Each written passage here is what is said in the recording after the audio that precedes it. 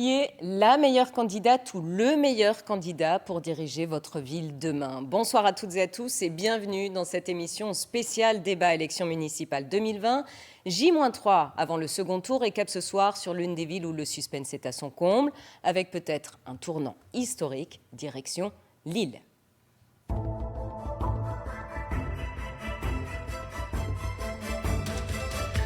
Lille compte au dernier recensement 232 787 habitants. La capitale des Flandres reste attractive avec une population en légère augmentation, plus 0,36% entre 2012 et 2017. En 2016, un quart des Lillois vivaient sous le seuil de pauvreté et près de 20% de la population active était au chômage. 3 candidats se sont hissés jusqu'au second tour. La maire sortante, socialiste, Martine Aubry, a recueilli près de 30% des suffrages. Stéphane Bally, le candidat des Verts, la talonne avec 24,53% des voix. Enfin, Violette Spilbout, candidate de La République En Marche, obtient, elle, 17,53% des suffrages. Une triangulaire plus ouverte que jamais, puisque seules 2000 voix séparent les 2 premiers prétendants au beffroi. Suffisant pour priver Martine Aubry d'un 4e mandat? Réponse le 28 juin. Le niveau de la participation sera probablement le juge de paix de ce second tour. Le 15 mars dernier, seul un électeur lillois sur 3 s'était déplacé aux urnes, des abstentionnistes qu'il faut désormais convaincre. Alors place au débat. Et sur ce plateau, les 3 candidats engagés dans la course dans l'ordre de vos scores au premier tour. Martine Aubry en lice pour un 4e mandat à la tête de la liste PSPC Lille en commun, Lille en confiance. Bonsoir Martine. Bonsoir. Aubry. Conseiller municipal, enseignant, chercheur, Stéphane Bally à la tête de la liste d'Europe Écologie Les Verts, Lille Verte 2020. Bonsoir. Bonsoir. Et enfin, investie par La République En Marche, Violette Spilbout, directrice relations clients à la SNCF, anciennement directrice de cabinet de Martine Aubry, numéro 1 sur la liste Faire respirer Lille. Bonsoir. Bonsoir. Merci à tous d'avoir accepté cette invitation. Je précise que l'ordre de votre première et dernière intervention a été tiré au sort. Vos temps de parole vont être chronométrés selon le principe de l'équité. Et comme la fois dernière, vous allez devoir voter pour ou contre certaines mesures pour Lille en votant par oui ou par non ou ne se prononce pas. Mais avant cela, nous vous avons demandé de ramener chacun une photo de la ville. Après tirage au sort, c'est vous, Martine Aubry, qui commencez. Sur quoi s'est porté votre choix?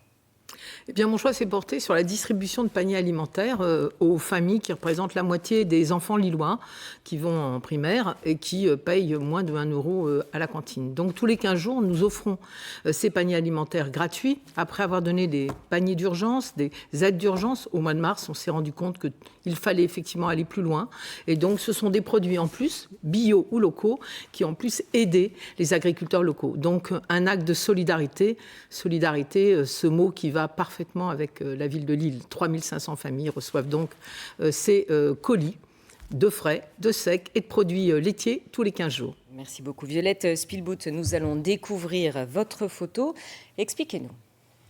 C'est une photo qui a circulé pendant notre campagne, qui est une photo du quartier de Fives, de la place Madeleine-Collier. C'est le quartier où j'habite. Je suis lilloise, j'habite dans un quartier populaire. Et pendant cette campagne, effectivement, on a vu, comme à l'habitude depuis des années, des ordures sur des places publiques qui sont normalement des lieux de rassemblement et de solidarité. Donc en fait, pour moi, cette photo de la maire sortante en campagne et les ordures juste à côté, c'est finalement le bilan de la propreté qui est finalement un sujet quotidien des Lillois, un sujet de préoccupation parce que tout le monde dit dans tous les quartiers que la ville est sale. Avec beaucoup de dépôts sauvages aussi. Beaucoup de dépôts sauvages, COVID, un ramassage insuffisant, un nombre de corbeilles insuffisant. Et moi, je souhaite m'engager pour cette ville avec le bon sens, avec des mesures de bon sens pour que nous retrouvions la fierté d'avoir une ville propre qui rayonne sur le plan national et international. Merci. Stéphane Bally, vous avez opté pour une photo futuriste. Alors, cette crise du coronavirus, finalement, nous a rappelé combien nos sociétés étaient vulnérables, combien, finalement, le mur de l'urgence écologique était devant nous. Et, pour preuve, aujourd'hui, en fait, on est, à cet instant, en pic de pollution, avec une qualité de l'air qui a dégradé, et on est en pré-canicule. Et cette photo, finalement, elle symbolise la métamorphose de la ville, d'une ville qui est apaisée. Une ville dans laquelle il y a un tramway qui dessert le centre-ville et les quartiers aujourd'hui non desservis par le métro, un réseau cyclable express, sécurisé, séparé, permettant à chacun de pouvoir se déplacer à vélo de façon sécurisée, un commerce qui est dynamique, et puis une ville qui est renaturée avec des plantations. Donc voilà finalement aussi ce qu'on propose aux Lillois dans tous les quartiers, c'est d'apaiser, c'est de métamorphoser la ville. Une photo qui résume votre projet, merci. Alors la photo qu'on vient de voir de Martine Aubry illustre en partie ce que nous venons de vivre. Plus de 3 mois se seront écoulés entre les deux tours. 3 mois d'une crise sanitaire inédite qui a fait trembler le pays, qui l'a paralysé aussi, et ce n'est pas terminé. Tout d'abord, cette crise, qu'a-t-elle changé pour vous? En quoi a-t-elle bousculé vos certitudes? Vous voulez dire peut-être le projet qu'on a proposé aux Lillois, nos certitudes. Nos certitudes, c'est qu'il faut aller encore plus loin dans ce qu'on avait proposé. J'avais dit depuis le début, pour moi, il y a 2 grands objectifs. La transition écologique, qui doit aller de pair avec le progrès social. Et je dirais que cette crise, elle a validé et conforté les priorités que j'avais proposées aux Lillois avec mon équipe. D'abord, sur la lutte contre les inégalités, l'emploi qui va être le problème de la rentrée. La santé, c'était avant le Covid, mais l'accès aux soins, au-delà de cette crise sanitaire, est majeur. Et puis une relance qui doit se faire au niveau national comme au niveau local. Et là, on attend vraiment une aide, car on a tous de très beaux projets pour la transition écologique. Il faut absolument qu'on arrive à aller plus vite, qu'on accélère. Ce sera à la fois une relance intelligente, écologique, et en même temps créatrice d'emplois. Au moment où la récession est là, il va falloir passer au-delà. Tous ces thèmes, on va les évoquer dans un instant. Violette Spielbout, Stéphane Bally, avez-vous modifié vos programmes en conséquence? Oui, il a fallu ajuster nos programmes, c'est certain. Néanmoins, la lecture de cette crise sanitaire traversée sans précédent, finalement, a montré toute l'acuité des propositions qu'on avait pu porter.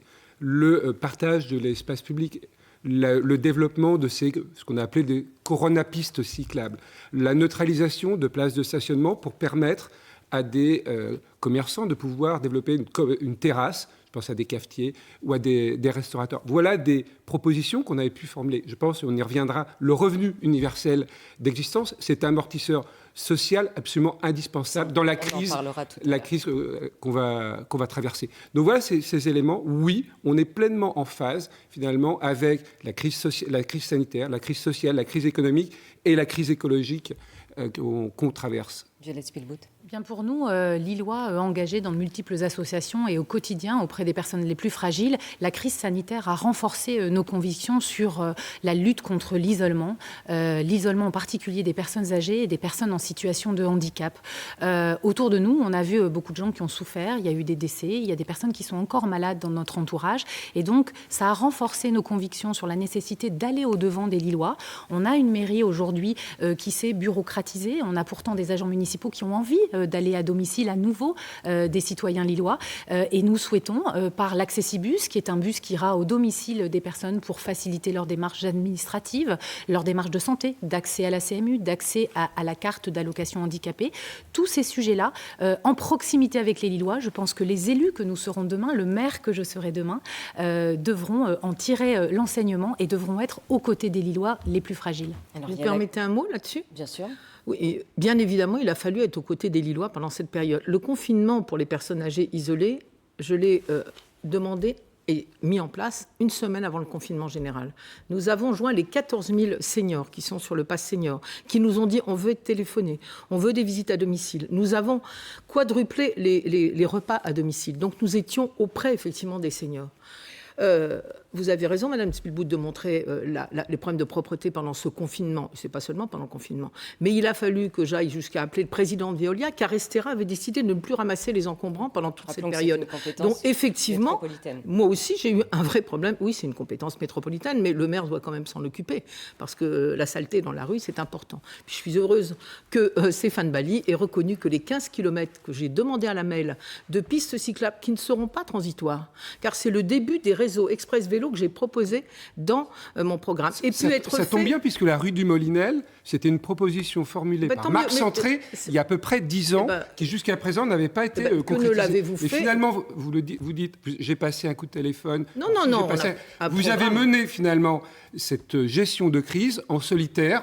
Alors, or, on a besoin d'intelligence collective et de se serrer les coudes Moi, je et non de rappellerais diviser. Je à rappellerai ce moment. juste qu'on est la seule grande ville de France dans laquelle le maire a refusé de réunir un conseil municipal, malgré la demande de Stéphane Bally, malgré ma demande, pendant le confinement, pour préparer dans un esprit d'unité, comme l'a fait le gouvernement, transpartisan, le plan de reprise de l'île pour les écoles et pour la santé. Épiloguer là-dessus. Nous Donc avons on fait a des une méthode qui visioconférences. continue d'être je vous propose isolée et qu'on autoritaire. Juste avance. quand même te dire que mon opposition, qui elle n'est pas candidate aujourd'hui, a reconnu les visioconférences, les groupes de travail auxquels vous avez participé, les demandes que je vous ai faites pour les décisions importantes et les comptes rendus que je vous ai envoyés chaque semaine. Justement, Alors, il y a essayons de des ne pas être de mauvaise foi mesures et d'être à la hauteur de ce qu'a dit exceptionnelles. Propos Il y a des mesures exceptionnelles qui ont été votées en faveur des associations, des commerçants, Avec l'avis de tout le monde, j'avais appelé tous les présidents de groupe. et souvent votées à l'unanimité. Voilà. Une exonération des droits de terrasse jusqu'à la fin de l'année, des droits de place sur Voilà. les marchés. Alors, les loyers des commerces appartenant à la ville ont été annulés pour mars et avril. Ceux des commerces privés annulés ou reportés jusqu'au 30 septembre. Moi, ce que j'ai envie de savoir, c'est faut-il aller plus loin encore en subventionnant, par exemple, les loyers des commerces? On vous a posé la question. C'est oui pour Martine Aubry et Violette Spielbout. Stéphane Bally, vous ne vous prononcez pas. Pourquoi ? C'est réducteur comme approche. Lors du dernier conseil municipal, on a voté l'annulation des loyers pour les 7 cellules commerciales propriétés municipales. 7 sur aujourd'hui 4500 commerçants à Lille. On voit bien qu'en fait, c'est absolument pas à la hauteur des enjeux. Et ce qu'on propose, c'est la préemption des baux commerciaux, puisque l'enjeu, il est de faire baisser les montants des loyers pour les commerces, pour que toutes les activités puissent s'installer, puissent aussi se maintenir dans l'île. Et c'est aussi l'image qui a été projetée tout à l'heure. Il y a un enjeu qui est aussi d'étendre l'hypercentre-ville, l'hypercentre commerçant, de façon aussi à faire baisser cette pression commerciale. On ne peut pas... La ville aujourd'hui n'a pas les capacités budgétaire de pouvoir prendre en charge et n'a pas les capacités juridiques de se substituer aux propriétaires immobiliers. Par contre, on voit bien que ce sont, à l'image de Périgueux, qui a mis en place la préemption commerciale des baux, qui permet de baisser le prix de l'immobilier, le prix des loyers. Voilà finalement une mesure de long terme. La préemption, vous êtes Moi, j'ai favorable ? répondu oui sur la participation au loyer des commerçants parce qu'effectivement, on est à la veille d'une crise économique sans précédent.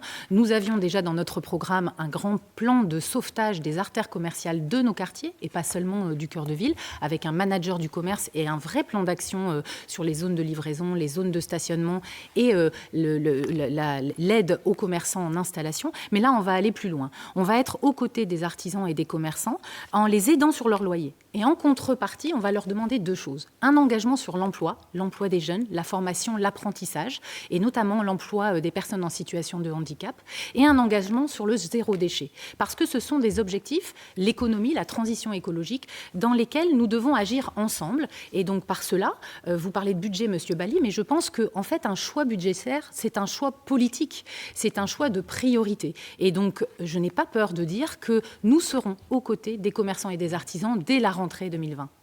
Au-delà des commerces, Martine Aubry, comment faciliter... Peut-être répondre quand même sur cette question. Bien sûr. D'abord, vous l'avez dit, nous avons apporté les aides que nous pouvions. Oui, nous avons peu de commerces. Donc, ces 7 commerces, nous avons annulé les loyers, mais nous avons aussi appelé, avec l'adjoint au commerce, les propriétaires, les grands propriétaires de commerce dans la ville pour leur demander d'annuler ou d'étaler. Je dois reconnaître que les résultats sont mineurs par rapport aux efforts que nous avons faits.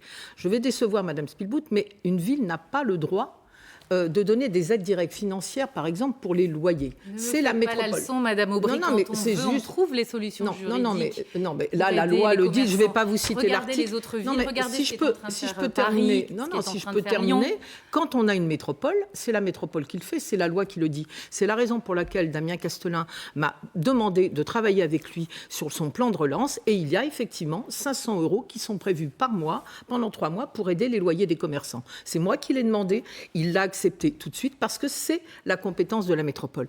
Mais pour moi, aider les commerçants, c'était aussi bien sûr les terrasses pour les restaurateurs qui ont tellement souffert avec l'exonération des terrasses pendant toute l'année, mais c'est aussi l'attractivité de la ville, c'est aussi la propreté, c'est le stationnement, c'est le shop and go qu'on a mis en place. C'est ce que nous ayons de faire aujourd'hui pour faire connaître les commerces. Et puis, c'est l'aide que nous apportons, parce que ça, on a le droit de le faire, aux associations de commerçants. Si on ne peut pas faire d'aide directe financière, nous pouvons le faire.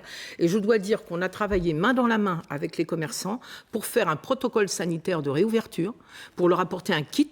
Et cela, ça a été très important parce que les salariés des commerces, comme les clients, ont pu venir en toute sécurité, d'ailleurs grâce à la piétonisation, notamment du cœur de ville. Et alors, au-delà des commerces... Excusez-moi, Oui. on peut aider, on peut subventionner autant qu'on veut le petit commerce, quand parallèlement, finalement, on ouvre l'Illénium. Avec la grande distribution, c'est un emploi créé, en détruit 4 dans le petit commerce indépendant. Finalement, c'est donner d'une main et donner un coup de poignard de l'autre. Ce n'est pas possible. Il faut être aussi cohérent. Il faut être cohérent. Il faut arrêter de faire des mauvais choix. Des mauvais choix ont été faits. Je cite l'Illénium. Je pourrais citer aussi l'extension de la zone du Grand But, ou le soutien que vous avez apporté. Ce n'est pas à Lille. C'est à Lille. C'est l'échec des Galeries Lafayette. C'est à l'homme et les Lomois votent le 28 juin pour le futur maire de Lille, l'homme et l'Aime. Je pense aussi au soutien que vous avez apporté au projet de promenade des Flandres à Neuville-en-Ferrain. Ça, c'est pas à Lille. Oui, mais ça constitue. Mais sauf que ça constitue finalement un certain nombre de projets qui dévitalisent les centres-villes et qui tuent le commerce indépendant. Toutes les études montrent qu'un emploi dans la grande distribution en détruit 4 dans le commerce indépendant. Oui, il faut être cohérent. Oui, il faut être cohérent. Quand on a un quartier de 20 000 habitants qui n'a aucun commerce... Qui avait l'Intermarché. Vous pouvez... Qui avait l'Intermarché, qui a le Cora Watini, qui sont... L'un déjà fermé, on prend la voiture pour y aller. Si c'est ça que vous souhaitez, merci moi de non. Pas me tutoyer. Excusez-moi, c'est peut-être l'habitude que je vais essayer d'oublier. Voilà. Donc pour 20 000 habitants, je pense que le fait qu'il y ait aujourd'hui une capacité d'acheter local sans prendre sa voiture, avec des produits qui soient de qualité et pas trop chers, je crois que c'est important pour ces habitants. Ce n'est pas un centre commercial de périphérie, comme vous l'avez dit. L'île Sud fait partie de la ville. Il faut traverser le périphérique. On va avancer, si vous voulez bien. Madame Aubry, soyons sérieux. Il n'y a pas que les commerces. Au-delà des commerces. Grosso modo, on nous parle d'un centre commercial qui devrait rayonner de Londres à Bruxelles. Et là, on nous dit, finalement, 50 000 mètres carrés. Il faut savoir que c'est une surface équivalente à Euralille pour un quartier de 20 000 habitants. On va aller au-delà des commerces. On va parler... Voilà, on va... sur l'emploi des jeunes, Attendez, s'il vous plaît, un instant. On va en parler, justement, de l'emploi des jeunes. Justement, vous annonciez la création de 3 000 emplois avant la crise. Compte tenu du contexte, avez-vous revu ce chiffre ? En fait, le sujet de l'emploi des jeunes, c'est un sujet que nous devons prendre en termes d'actions concrètes et de résultats. Pour moi, l'emploi des jeunes, ce n'est pas un coup de communication et on ne peut pas jouer avec l'espoir des jeunes comme on le fait aujourd'hui et comme on l'a fait précédemment. Je citais l'Illénium à l'instant. À l'Illénium, il y a les promesses d'embauche pour les Lillois. Je le vois à l'île Sud, quand je vais au marché de l'île Sud ou dans les quartiers et dans les résidences de l'île Sud, les gens attendent d'avoir un emploi parce que Martine Aubry leur a promis des emplois à l'Illénium. D'abord, on le sait très bien, ce n'est pas légal, on ne peut pas recruter à l'adresse, donc on peut faire des promesses de former des jeunes des BTS Action commerciale, de les former à l'anglais longtemps à l'avance pour qu'ils soient en capacité de postuler à ces emplois. Mais regardons le résultat de ce qui a été fait. Je reprends l'exemple des Galeries Lafayette.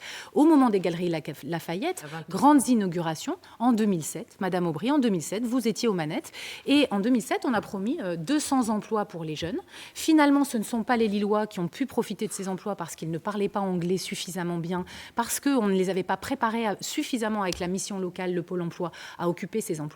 Et 8 ans après, c'est un échec. La rue de Béthune qui n'est plus assez attractive. Notre ville, et si on en revenait à votre projet, à vos idées, pour l'emploi des jeunes. Pour l'emploi des jeunes, moi c'est clair.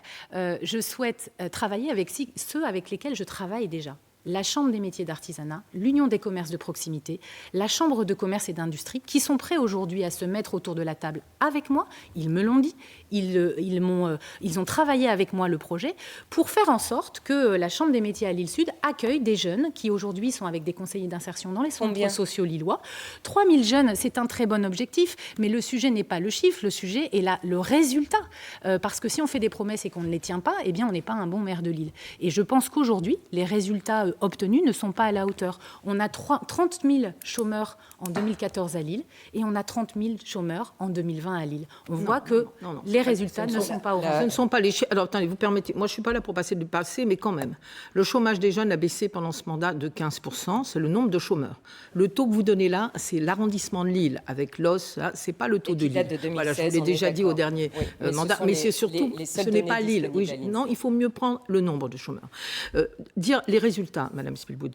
Vous savez ce que c'est que le circuit court? Le circuit court, ce sont des chefs d'entreprise d'un réseau que je mobilise pour la rentrée, pour l'apprentissage, qui ont bénéficié à 3 000 jeunes qui ont eu un contrat, non pas précaire, un contrat permanent pendant ce mandat. La garantie jeune, 5 000 jeunes. Nous sommes une des villes qui en avons le plus et nous allons poursuivre, qui donne une allocation à des jeunes pour pouvoir les emmener vers l'emploi. Les services civiques. La ville de Lille a eu le plus grand nombre de services civiques dans la ville avec les associations. C'est moi qui ai commencé à les mettre en place à la ville de Lille lorsque j'ai parce créé que vous Ville de la aussi, tout ce qui est bien, c'est vous qui l'avez fait. Formidable. Comme ça, on est 1900 services civiques pendant ce mandat, vous n'étiez pas là, et nous étions la ville la plus importante. Qu'est-ce que je fais pour la rentrée? Parce que ce programme jeune, il faut le préparer maintenant. Avec ces chefs d'entreprise qui nous ont aidés et qui nous aident. Nous préparons aujourd'hui un programme 1000 apprentis à l'automne. Cette année, les jeunes, pour trouver une alternance, auront l'automne.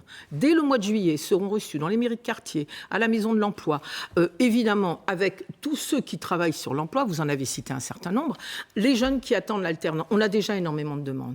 Pour des alternants. Dans quel métier? Eh bien justement, dans tous les métiers qui souhaitent être les leurs, et en particulier les premiers que nous avons, le bâtiment, la restauration, l'électricité, etc. Tout cela sans la Chambre des métiers, sans l'Union des commerces de proximité. Bien évidemment, on est habitué à travailler avec eux. On aurait fait les 3000 si vous pensez qu'on n'aurait pas travaillé avec eux. Vous voyez, à la Chambre des métiers, en fait, ils attendent que les jeunes viennent visiter la Chambre des métiers avec les centres sociaux, viennent rencontrer les professionnels pour préparer leur rentrée. Là, on est en train de parler de notre bilan. Le bilan, les chiffres. Non, mais il y a des sont là, réalités. Quand on est sur le terrain, on ne voit pas la même chose oui, que vous, Madame Maury. Moi, je donne. On ne parle plus du bilan. Moi, je parle de la suite. Qu'est-ce qu'on va faire à la rentrée sur l'emploi des jeunes? On parle bien de la suite. Et d'ailleurs, l'apprentissage, qui était une compétence jusqu'il y a peu des régions, a été repris par l'État. Absolument. Et quelle filière? Je pense que et c'est là, finalement, c'est aussi le projet politique. Quelle filière va-t-on développer? Moi, je vais vous livrer l'anecdote.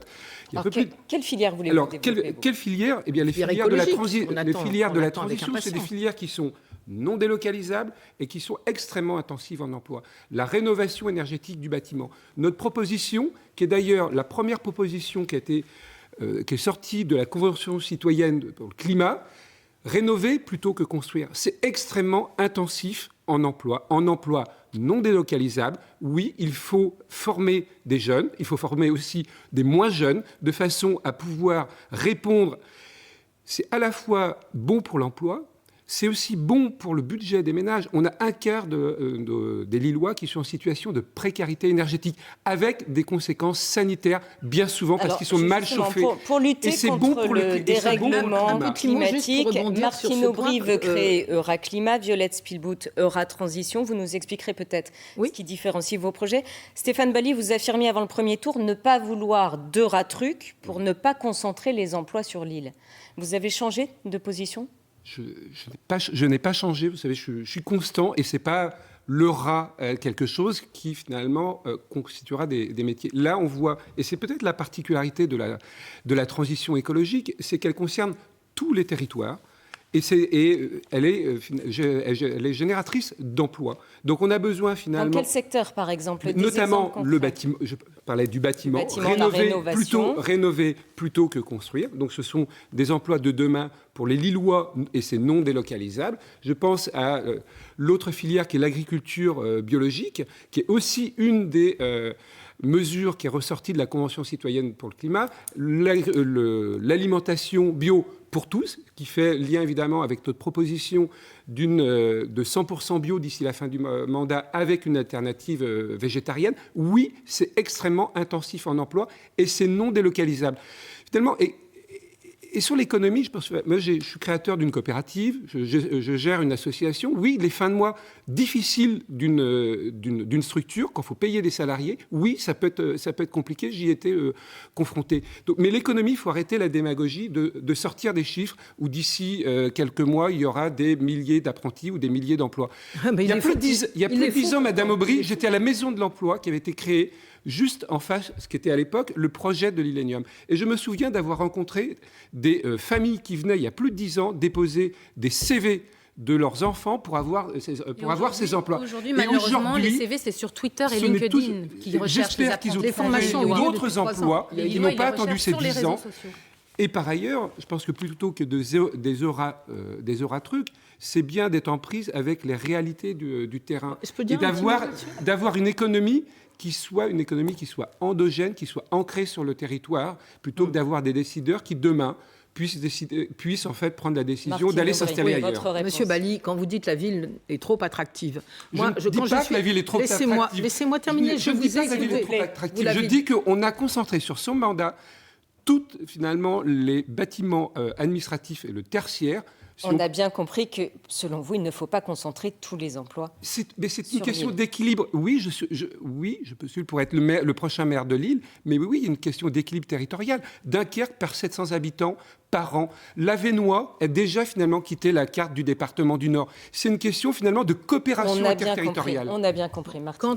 Quand on a créé Euratechnologie, Eurasanté, les textiles techniques innovants, le site de récupération de l'Équin, nous avons non seulement créé des emplois, mais nous sommes passés dans l'économie du XXIe siècle. Aujourd'hui, pourquoi Euraclimat ?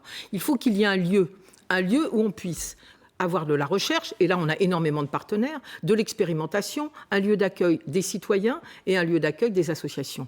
Voilà pourquoi je souhaite qu'on ait ce lieu qui nous porte vers le haut. Mais je disais tout à l'heure, il faut une grande relance d'une économie soutenable. Et le grand plan que j'appelle de mes voeux, de transition écologique. Nous avons plein de projets. Il faut y aller. Et c'est cela qui créera des emplois. Des emplois dans le bâtiment, des emplois dans l'agriculture.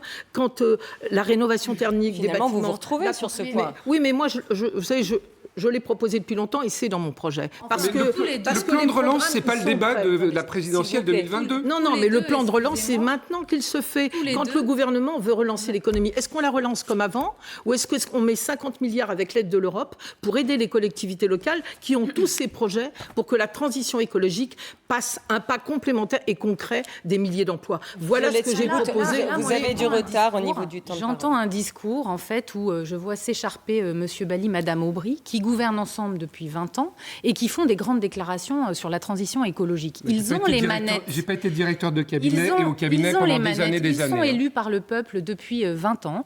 Ils gouvernent cette ville et aujourd'hui, ils sont comptables du résultat. Donc, sur la transition écologique... mais quand vous étiez directrice de cabinet de Martine Aubry, vous n'étiez pas en accord avec ses choix à ce moment-là ? Moi, j'ai travaillé avec Mme Aubry, aux côtés de Mme Aubry, et j'ai beaucoup appris, je l'ai toujours dit. J'ai porté à ses côtés des projets. J'allais parler d'Euratechnologie comme un modèle pour moi, Euratechnologie d'innovation et d'accompagnement des entreprises, celui qui inspire aujourd'hui Euratransition dont je parle. Je pense qu'il faut savoir se projeter vers l'avenir, sauf que je l'ai dit, j'ai quitté le travail avec Mme Aubry il y a 7 ans parce que je ne partageais pas plusieurs sujets, dont la relation au développement économique, à la culture et à l'éducation. Je n'ai jamais regretté ce choix et aujourd'hui, je porte une alternative différente. Différente pourquoi ? Parce que moi, je veux être le maire du bon sens, le maire qui va non seulement avoir une vision écologique, mais aussi la mettre en action. Et je vais vous prendre un exemple. Euratransition, qu'est-ce que ça peut faire ? Ça peut aider, par exemple, la société de vélo-taxi, qui aujourd'hui est en cœur de ville, qui a un modèle auto-entrepreneur qui n'est pas satisfaisant, ni pour celui qui l'a créé, ni pour les personnes qui en vivent, et qui souhaiterait pouvoir développer son activité. Moi, je souhaite que ce modèle de vélo-taxi puisse s'étendre sur une zone piétonne que j'appelle de mes voeux pour le centre-ville comme pour le Vieux-Lille. Et bien pour cela, un incubateur, ça sert à quoi ? Ça sert à mettre autour de la table des banques, des investisseurs, des entrepreneurs qui ont réussi, des start-upers. Et ça a fonctionné pour Euratechnologie. Il faut maintenant passer un cap supérieur parce que l'économie du numérique, elle change. C'est plus la même qu'il y a 10 ans. On n'est plus seulement sur l'incubation, mais maintenant sur l'accélération. Et bien sur la transition écologique, il faut aussi être dans le pratique. Il faut créer des emplois, créer de l'économie et accompagner ces entrepreneurs. Voilà à quoi ça sert. Pas de transition écologique sans justice sociale. C'est des expressions qui sont vraiment dans l'air du temps, que l'on retrouve dans vos discours. Il n'y aura pas de transition écologique si on n'emmène pas tout le monde.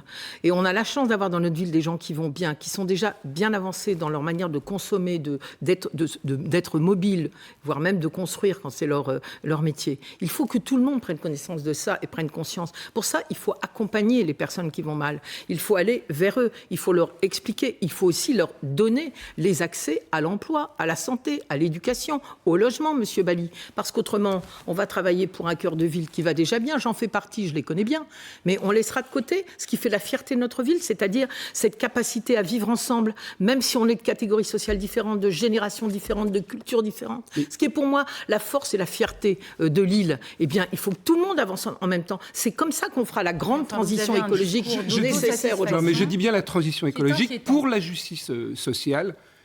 Aujourd'hui, on est dans une situation, finalement, d'un développement qui est non durable et qui est injuste.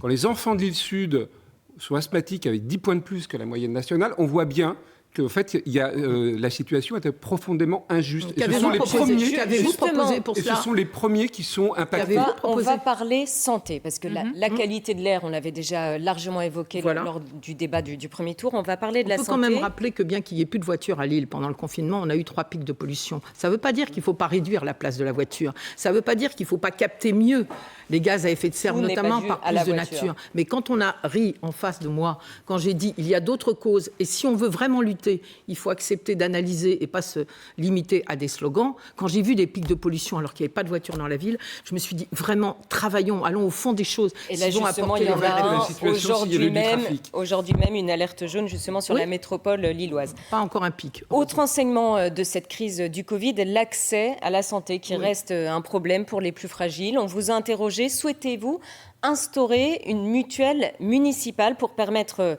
l'accès à une complémentaire santé, à un tarif préférentiel? Vous avez voté, c'est oui pour tout le monde. Quand, comment, Violette Spielbout? Bien, moi, je prends exemple sur les villes dans lesquelles ça fonctionne bien. D'abord, il y a la commune associée de l'Homme qui l'a déjà mis en place.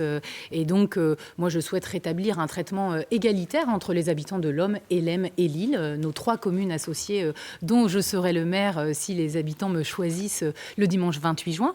Et puis, voir l'exemple de Roubaix. À Roubaix, finalement, les personnes qui utilisent ce système de mutuelle solidaire bénéficient d'une réduction d'environ 35% du coût de la mutuelle. Mais je dirais que plus loin que ça, on a un vrai sujet à Lille qui est un sujet du quotidien. Le manque de spécialistes, parce qu'on est une ville qui est insuffisamment attractive pour que des spécialistes viennent s'installer.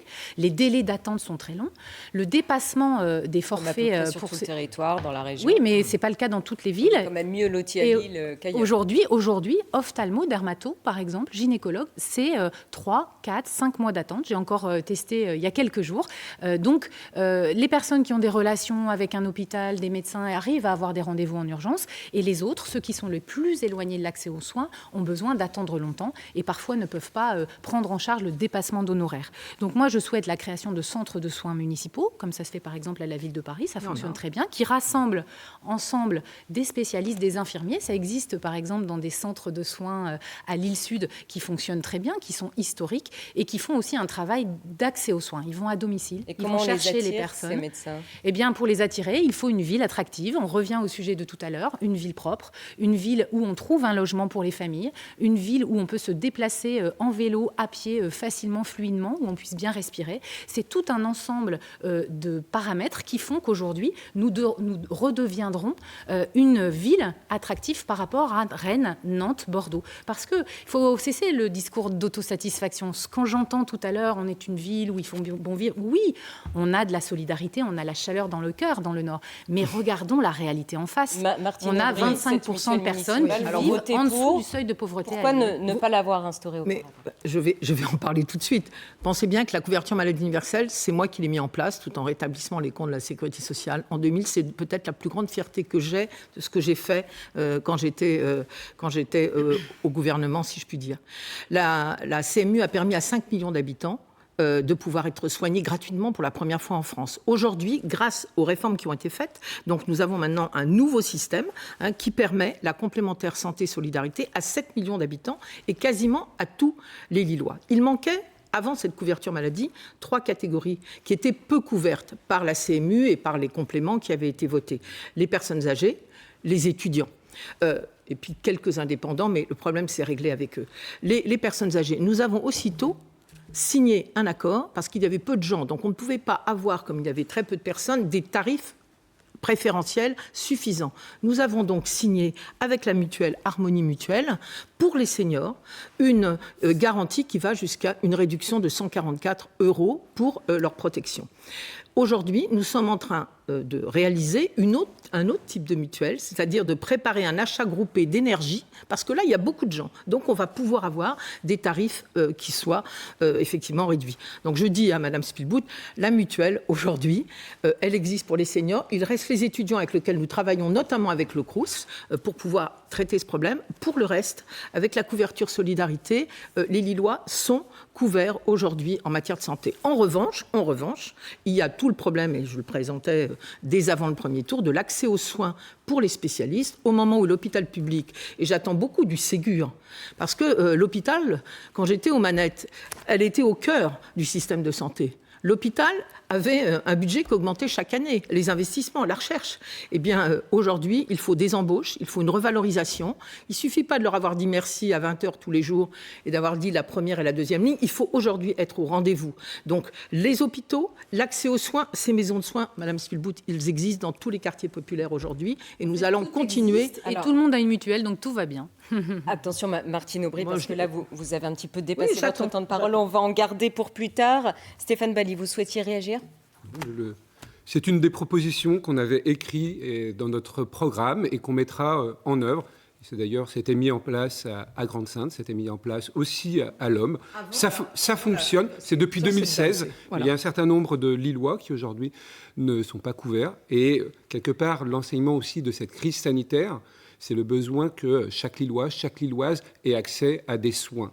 La réforme de la complémentaire santé, c'est 2019. L'actualité à Lille, c'est aussi ce meurtre le 6 juin dernier, un samedi midi, devant la gare Lille-Flandre, en plein cœur de la ville. Ça a choqué les commerçants, ça a choqué les habitants. Les commerçants inquiets réclament plus de sécurité. Faut-il plus de caméras de vidéosurveillance? Vous avez voté, c'est oui pour Violette Spielbout et Martine Aubry, c'est non pour Stéphane Bally. Martine Aubry, pourquoi ne pas en avoir installé davantage avant des caméras? Il y a 6647 caméras de surveillance à Lille. Et qu'on ne me dise pas, parce que ce n'est pas la mairie qui les a mis, qu'il y ait qu'une caméra dans le métro, devant un commerce ou dans un hall d'immeuble, où bien évidemment nous travaillons avec les bailleurs sociaux, n'est pas utile à la sécurité. Aujourd'hui, moi je pense que la sécurité, ce n'est pas une solution miracle comme ça. Je suis contre les caméras de surveillance tous les 50 mètres pour vérifier ce que font les gens. En revanche, il faut les mettre là où elles sont utiles. Je n'ai pas changé d'avis là-dessus. Aujourd'hui, il y a 2 endroits où elles sont utiles. Il y a effectivement les endroits où il y a des commerces, où il y a des vols. Et là, si on met des caméras de surveillance, les gens n'iront pas ailleurs parce que c'est là que ça se passe. Voilà, c'est les rues piétonnes, par exemple. C'est pour ne prendre que cet exemple-là. Et puis, il y a les endroits où, effectivement, aujourd'hui, comme toutes les villes de France, mais ça ne me rassure pas, autour des gares, par exemple, nous avons du deal, nous avons des commerces qui ne respectent pas les règles. La place des Regnault, ça fait 2 ans qu'on en parle avec la police nationale. Nous avons un plan de réhabilitation de cette place qui est autour de la gare Lille-Flandre. Il devra, et je l'ai proposé dans mon programme, c'était avant tout cela, des caméras de surveillance, comme un peu plus de caméras autour de la gare et au début de la rue Fédère. Combien de caméras ? Pardon ? Combien ? Eh bien là, c'est la police, vous savez, nationale avec lesquelles nous travaillons. Quand on met une caméra dans un hall d'immeuble, ce sont les réunions que j'avais tous les 15 jours avec le préfet, le directeur de la police nationale et l'ancien directeur de la police nationale du Nord et d'ailleurs dans mon équipe, et je m'en réjouis parce qu'on a la même vision de la sécurité, c'est tous les 15 jours. Et ce sont les policiers qui nous disent le mieux quelles caméras il faut mettre et où il faut les mettre. Dans telle rue, dans tel parking, dans tel hall d'immeuble. C'est surtout là qu'on arrive ensuite à prouver à la justice qu'il y a bien eu un trafic permanent. Et là, c'est utile, et là, je suis pour. Violette Spielbout, vous partagez ce point de vue ? Moi, je suis d'accord pour qu'il y ait des caméras tout court, pas plus de caméras, parce que les 6000 qu'évoque Madame Aubry, ce ne sont pas des caméras, comme on appelle, sur l'espace public. Si. Ce sont la moitié des caméras qui sont dans les transports publics, les stations de métro, c'est pas utile les gares. À la sécurité, ça ? Bien sûr que c'est utile, mais ce ne sont pas des caméras dans la ville, Madame Aubry. Il faut être précis, il faut être honnête. Mais quand on sort et puis l'autre moitié, c'est arrêté. À la mairie de Lille, à la MEL, à la préfecture, dans les administrations. C'est ça la réalité. Aujourd'hui, il n'y a pas de caméras sur l'espace public parce qu'on a une opposition dogmatique du maire de Lille et de sa majorité sortante avec Europe Écologie Les Verts pour ne pas mettre de caméras. Et on a un résultat. Le résultat, c'est qu'il y a une explosion des faits de délinquance à Lille. Je dis explosion parce que c'est plus 50% sur les 5 dernières années à Lille intramuros, alors que c'est moins 5% sur l'ensemble de la métropole. Il y a bien un problème lillo-lillois. Ça dépend du type de délit. Oui, bien sûr, mais quand on regarde bien les chiffres, quand on discute avec les policiers nationaux, eh bien la réalité, c'est que les villes qui ont fait le choix de la vidéoprotection, Marc-en-Barœul, La Madeleine, Roubaix, Tourcoing, qui ont un centre de supervision urbain qu'ils souhaitent d'ailleurs commun et que je souhaite commun avec eux. Un centre de supervision urbain et même commun et métropolitain, si on y arrive. Oui, il existe déjà au plan métropolitain, mais comme il ne fonctionne pas, il n'est aujourd'hui que pour les transports. Donc aujourd'hui, la vidéoprotection, ça a 3 effets. Ça a un effet dissuasif qui repousse effectivement la délinquance et qui montre qu'on ne peut pas faire n'importe quoi sur l'espace public. Et je ne pense pas que le sujet ne soit que sur la gare, que sur la place des Regnault ou rue Jules Guesde. Dans tous les quartiers de Lille, le sujet de la sécurité, c'est le sujet numéro 1. Moi, j'en entends parler tous les jours. Je pense que c'est nier le problème d'insécurité que de ne pas voir cela. Excusez-moi. Moi, la priorité, c'est bien la présence humaine. Mais j'ai pas fini. Attendez, c'est la présence humaine. Et c'est d'ailleurs la proposition d'augmenter de façon significative les effectifs de police municipale. Je vais reprendre l'exemple de la place des Regnault. La place des Regnault. Sur les effectifs, vous êtes tous d'accord. La place des Regnault. On ne va pas y revenir. On l'avait déjà évoqué. Il faut plus de policiers municipaux. Tous les jours. J'y passe tous les jours depuis des années et j'y suis passé hier. Et donc la dégradation, monsieur. J'y suis passé hier après-midi où il y avait des contrôles avec la police municipale et la police nationale. Mais que disent d'ailleurs l'association des commerçants qui se sont récemment constitués? Les hôteliers, Qu'est-ce que j'ai pu constater ces dernières années? Oui, une augmentation de la mendicité et de la détresse sociale. Mais qu'est-ce qui s'est passé? C'est aussi la suppression de 5 postes d'éducateurs spécialisés, dont 4 qui était sur le quartier de l'Île-Centre, du département de votre soutien, Jean-René Le Serre. Plutôt que de lui demander un soutien, vous auriez dû plutôt lui demander de maintenir les postes d'éducateurs spécialisés. Vous reconnaissez que c'est moi qui vous ai demandé de nous rassembler, donc, puisque vous dites que je vous ai demandé un soutien. En tout cas, moi je tiens à redire que la sécurité, c'est un droit fondamental des Lillois. Ce droit, il est bafoué depuis 20 ans. Depuis 20 ans, on méprise les policiers municipaux.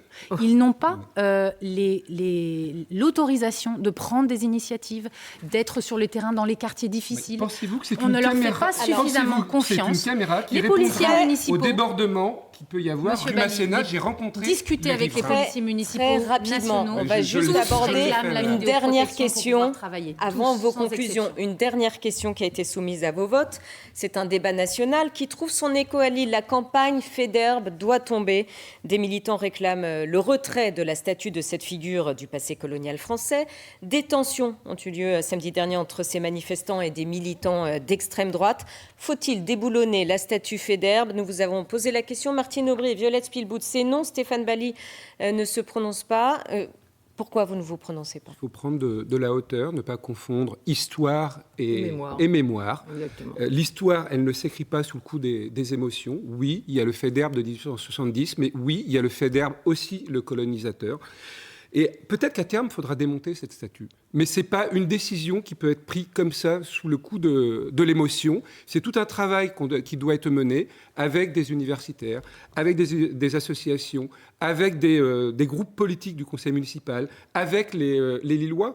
Et au-delà de cette statue, c'est tout le travail qu'on doit continuer de mener, de féminisation des noms de rues. Qu'on a largement commencé. De promotion de la diversité dans la dénomination des noms de rues.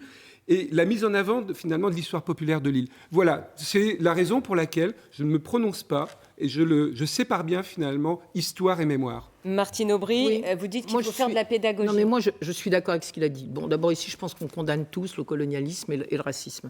Ça, n'y revenons pas. Pourquoi j'ai répondu oui? Parce que c'est difficile de répondre oui ou non. Il faut faire quelque chose. Et je pense que ce que disent nos associations-là, ce qu'ils disent partout en France, parfois avec des excès, parce que quand on nous dit que Jules Ferry, et c'était terrible, et qu'il faut déboulonner, on en arrive à Churchill et du général de Gaulle, on oublie tout le reste. Donc moi, je me rappelle quand même que Faidherbe, qui est né à Lille, a repoussé les Prussiens en 1871, la fameuse bataille de Bapaume, et c'est pour cela qu'a été érigée cette statue. Je n'oublie pas qu'il a colonisé le Sénégal. Nous sommes d'ailleurs depuis en parfaite amitié avec Saint-Louis du Sénégal, un de nos principaux jumelages. Moi, ce que je propose, c'est pas de déboulonner, c'est de réaliser une plaque, après avoir fait travailler, et là je partage l'avis de Stéphane Bally, c'est ce que j'ai annoncé la semaine dernière, des historiens, des associations, des citoyens, pour dire, on ne va pas barrer toute notre histoire, mais la mémoire c'est autre chose, c'est de dire, voilà ce qu'il nous a apporté, et voilà pourquoi il est là, s'il n'a pas fait que des choses désagréables, on en a déboulonné là, et voilà ce que nous désapprouvons. Donc là-dessus, je crois qu'on peut dire vous rejoignez. Violette Spielbout, vous êtes d'accord? Eh bien moi, je suis d'accord globalement avec ce qui a été dit. Je pense que c'est un sujet à prendre avec beaucoup de sérieux, beaucoup de prudence. L'idée de Madame Aubry de mettre une plaque pédagogique me semble excellente, et donc je pense que c'est à faire rapidement, et je pense même qu'il faut aller plus loin. C'est avec l'éducation populaire qu'il faut agir, à la fois pour apaiser le débat et pour expliquer notre histoire. Ça veut dire que concrètement, c'est dans les écoles maternelles, dans les écoles primaires, que chaque petit Lillois puisse apprendre l'histoire de l'île et de ses statuts. On va conserver un petit temps pour vos conclusions qui vont être un petit peu écourtées puisque ce débat touche presque à sa fin. Je vous propose de vous donner à chacun 30 secondes de temps de parole. Nous avons tiré au sort et c'est vous, Stéphane Bally, qui commencez. Ma priorité comme maire est simple, prendre soin de la nature, de nous et des autres. Dimanche, chaque Lillois, chaque Lilloise aura le choix. Le choix du béton, du poumon vert à Saint-Sauveur. Le choix de l'exercice solitaire ou finalement d'une construction collective de nos politiques publiques. Le choix des vieilles recettes ou de l'innovation sociale avec le revenu universel d'existence. Le choix du tout-voiture ou de la grand-place piétonne.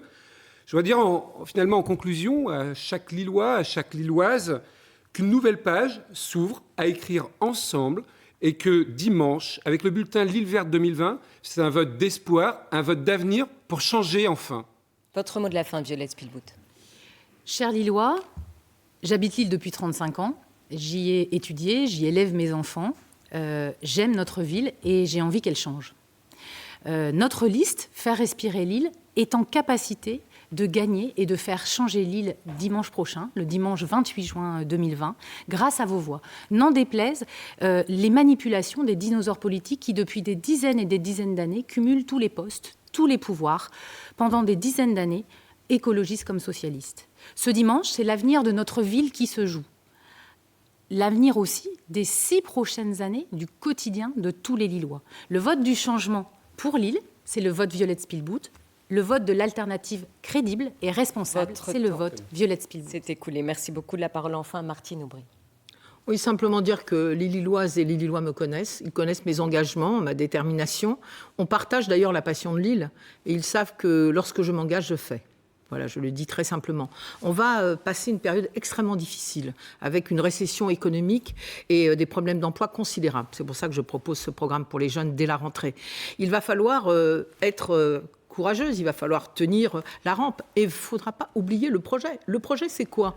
C'est que notre ville soit un mieux-être social et écologique. C'est que nous passions le plus sereinement possible cette crise pour pouvoir nous battre avec acharnement contre le réchauffement climatique, mais sans jamais oublier les inégalités sociales. Merci. Voilà, eh bien je fais confiance aux Lillois. Merci à tous d'avoir participé à ce débat. Je vous laisse désormais reprendre votre campagne décisive et je vous donne rendez-vous pour une soirée électorale spéciale. Élection municipale second tour dimanche à partir de 19h. Très belle soirée à tous.